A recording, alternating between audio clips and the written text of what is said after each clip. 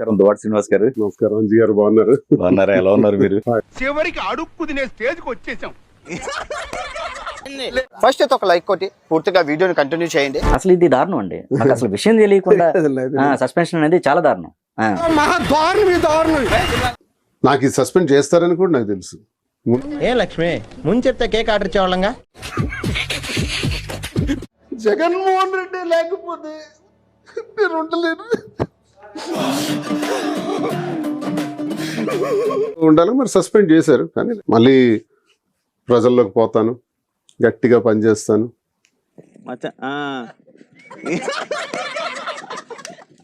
నా వల్ల పార్టీకి ఎందుకు డ్యామేజ్ జరుగుతుంది? నా యుద్ధం కొనసాగుతుంది, చాలా తీవ్ర రూపంలో కొనసాగుతుంది. సైనికులారా, సమయం ఆసన్నమైంది, యుద్ధానికి సిద్ధం కండి. నేను తప్పు చేయలేదు, నీ ఆర్థికంగా అన్ని రకాలుగా దెబ్బతిన్నవాడిని. అయ్యయ్యో, సానుభూతి వద్దురా. ఇదే దువ్వాడ శ్రీనివాస్ నీ కారణంగా చేశారు, మిగతా వాళ్ళు ఎందుకు చేయలేదు? 7 షోలే నోర్మో ఇలాంటి వెర్రి మొర్రి సలహాలు ఇచ్చావంటే కొబ్బరి తోటకి ఎరువైపోతావు. అంటే కొన్ని సందర్భాల్లో మీరు లోకేష్ బాబుని మెచ్చుకోవటం, కష్టపడితే పైకి సీఎం అవుతారా? ఆయనకి ఇవ్వమని నేను అంటున్నాను. దీనికి ఉన్న విశ్వాసం ఉందరా నా కొడక నీకు రే.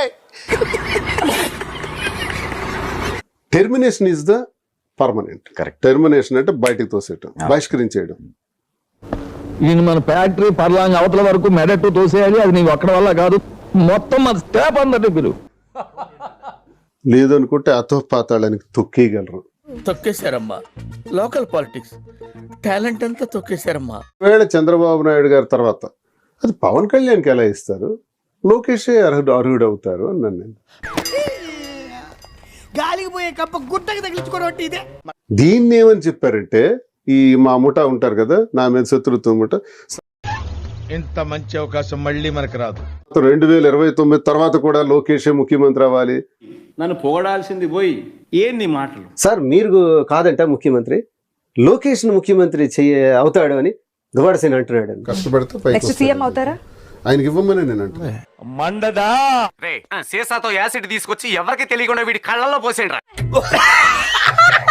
ఎందుకంటే పవన్ కళ్యాణ్ అనే వ్యక్తికి 5-6% ఓట్ బ్యాంక్ ఉంది. ఈ రోజు 21 స్థానాల్లో అతనికి ఉన్న శాతం అదే. నువ్వు ఇంకొకసారి పవన్ కళ్యాణ్ గురించి మాట్లాడినావంటే పళ్ళు రాళ్ళు చేతిలో పెడతా. అవసరమైతే ఇంటింటికి పోతాను, ప్రతి గడపకు కూడా వెళ్తాను.